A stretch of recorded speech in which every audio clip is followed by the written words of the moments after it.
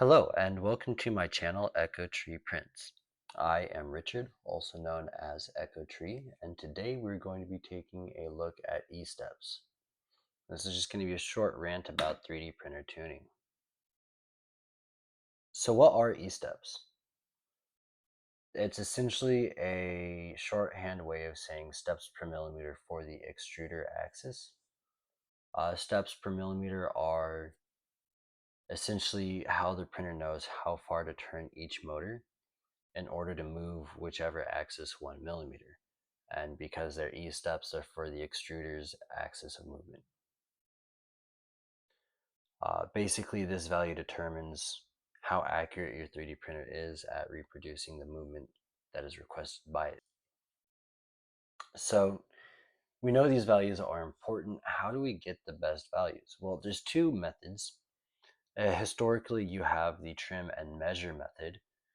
This one is less accurate to the hardware. In fact, for the X, Y, and Z axes, it's not recommended to use it. Essentially, though, you take a measurement a certain amount away from whatever you're moving. In this case, it's filament. So you'd mark 100 millimeters away and then 110 millimeters away. And then you would request for it to move 100 millimeters. Then you would measure the distance it actually moved, find the difference on that, and then you would apply that to the formula to get the correct number of steps. This is fine. Historically, it's how it's always been done. It's fairly accurate to the real world application of the 3D printer itself, and it can help compensate for slop in manufacturing if you have like a Bowden feed system where your extrusion path isn't exactly stable. And so it can help button up some issues you might encounter with something like that. Then there's the hardware derived method. This one is way more accurate to the hardware. Basically, you're just taking specific facts about the hardware and calculating how far the motor should have to turn in order to move the filament based off of the hardware. So this is entirely accurate to the hardware. The problem is real world application isn't always the same as theoretical application. So typically speaking, with this method, it's what you get when you buy a factory printer. They calculate everything and they just put it in there for you. You still might have to calibrate your E-steps a little bit based off of that. And so in a minute, we're going to swap over to my real world example, and we'll get started on that. All right, so I have with me today an Ender 3 Pro that a friend of a friend of a friend has asked to be upgraded with a new mainboard, a new extruder, and new firmware. And of course, that means at some point tuning the E-steps. Now, I've already done it. I set it using the hardware-derived method, but I wanted to make a video of it, so we're going to go again. So this formula, and it'll pop up on the screen here, is the formula for determining the E-steps based on the hardware. Now you can see all the different values in there. You'll need to know a lot of specifics about the axis you're working with. For example, they all have a stepper motor. You'll need to know if that's a 1.8 degree motor or a 0.9 degree motor. If it's like the Z-axis, like right here, you'll need to know the pitch of this screw and also like the diameter and stuff, but that's not as important. For the extruder, now this one has a reduction gear ratio, so you'll need to know the reduction gear, or the ratio. You'll need to know, of course, the stepper motor. You'll need to know the circumference of the like active drive wheel, like the gear that makes contact with the filament. You'll need to know a lot of stuff. So specifically for the E-steps, I'll have that formula showing up on the screen here. And if we plug everything in to the formula, you get like the right value. And so the H2 version 2.0 from Big Tree Tech BQ. I think they're the same company. I'm not sure.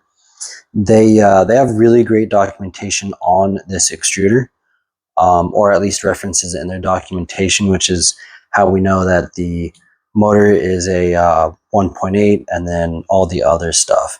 And so I'll also show that on the screen. And if we plug all that information in, we get 457.14 steps per millimeter for the E-axis. And then what's cool about that is that we can actually verify that using the old trim and paste method, or trim and measure method. And so I'm going to put the phone down. I'm using a phone so I can measure, and then I'll come back and I'll show you where the marks are. All right, so I don't know how well you'll be able to see this, but essentially the bottom of these marks is where we where we measure to. So the 100 millimeter mark, that's actually the bottom of the bottom purple mark, and 110 is the bottom of the top purple mark. And I did that because I don't have a lot of fine tip markers, and I don't have to guess where the middle of a fat line is. So we're just going to do it that way. So now if we go in here, go to advanced, steps per millimeter, 457.14, that's the value we determined from the formula. So that's all good. And then it is so weird using this menu looking through the screen. Where's my, oh, I'm still in the configuration, that's why.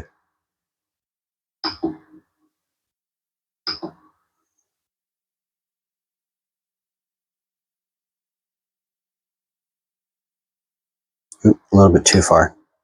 So we're going to let this heat up, and then we'll extrude 100 millimeters. And you know, if I'm right, it'll stop right at the bottom of that bottom purple line there.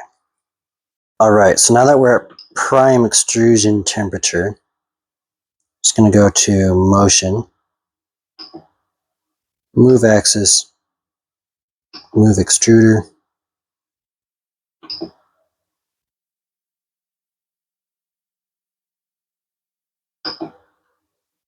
and we should see it stop right at that purple line.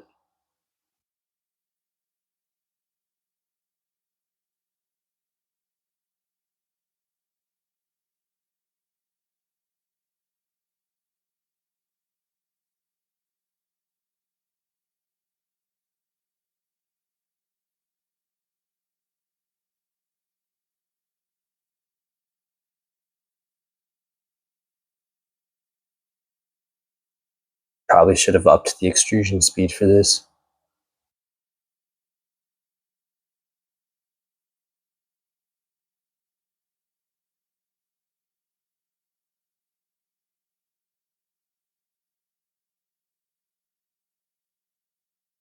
Right?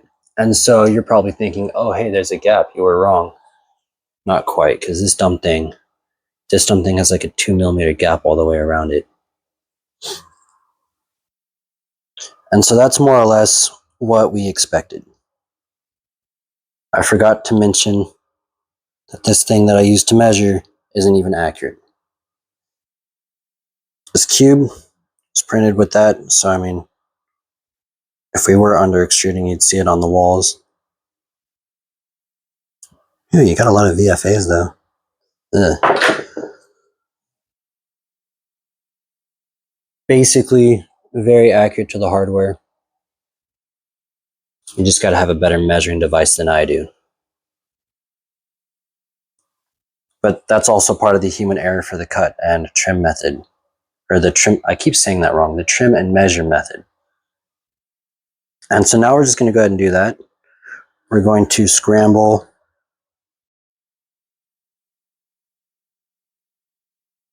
our E-steps. Not by a lot, but just to show off the trim and measure here. Let's say that's our setting. In Marlin, I think it comes stock in the firmware where before you configure it at like 500, we don't want to over extrude that much. So I'm going to measure again 100 and then 110, and taking into account 2 millimeters, 1 millimeter on this guy, we'll do that. All right, so I just wanted to show you guys really quick that the bottom line lines up with the bottom line on the ruler I'm using.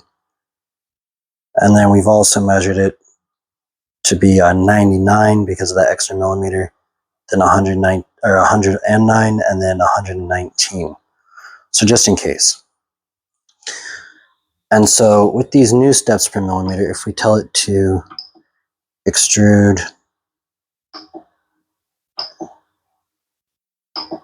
100 millimeters,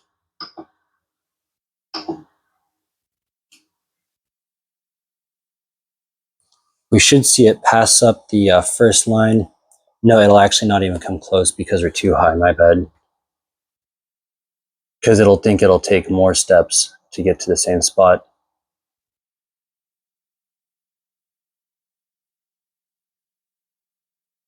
So we should see it drop pretty close, but not quite. And then we'll just have to subtract a millimeter from the deviation here.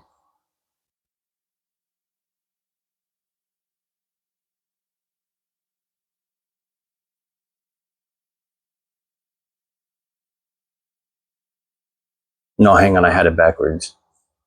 It will pass the first line.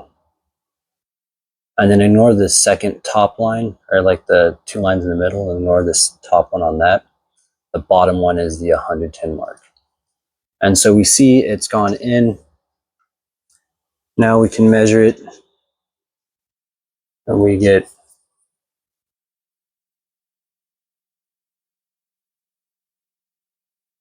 so what is that? That is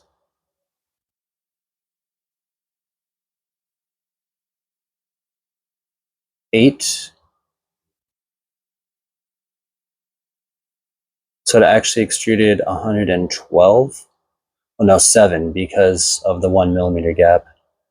So that'd be 7. So it actually extruded 113 millimeters of filament, give or take. And so we plug all of that into this formula that popped up, and then we solve, and then we get our E steps again. All right, so after plugging anything into the calculator, you have the current E steps, the desired or the theoretical extrusion, and then what we actually extruded, what we ended up measuring. And that gave me a new E steps value of 457.22, or 23 if you round the 5 up. So it's very close to the initial value anyways. And this is all based off of slightly inaccurate measurements with my weird freaking ruler and everything else. Basically, we were already doing good with the hardware derived version. This would be fine if there were too many variables to actually determine the optimal value, but for this guy there isn't. It's pretty easy. All right, and if you made it this far, and even if you didn't, I just want to say thank you so much for watching, and I really mean it. If you like these shorter videos, like the shorter content, I'm trying to keep them pretty short. But if you like that, go ahead, leave a comment down below. Just say, hey, we like the shorter videos. Your other ones are just too long. And if you want to learn more about 3D printers, I'm pretty bad about organizing and my upload schedule, but I'm trying to organize this information into an easy to learn series called Introduction to Additive Manufacturing. It's going to be more of a docu-series where I kind of lay out all the information from various sources. But if that's something that interests you, please consider subscribing. Have a great day.